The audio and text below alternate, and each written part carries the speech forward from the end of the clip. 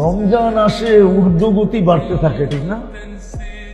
দেখেন সব জিনিসের দাম বেড়ে গেছে না বাড়ে নাই? বাড়ে নাই?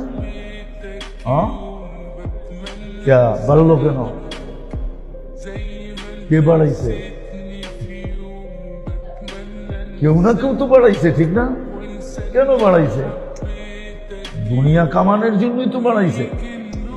বলেন এই লোকটা কালকে কি যুক্তি দিবে আল্লাহর সামনে?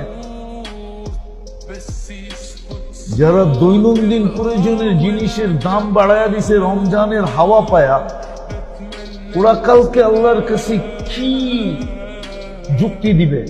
আল্লাহ তো বলবে দাম কম, যেই দামে কিনা ওই দামে যদি বিক্রি হতো তাহলে তো আমি জান্নাত লেখা দিতাম। জান্নাত তো ওকে দেখাবে আল্লাহ, ও তো ওই দিন জান্নাত দেখা চক্ষু ছানা বড়া হয়ে যাবে, চাবেও আল্লাহ আমারে দিয়া দেন।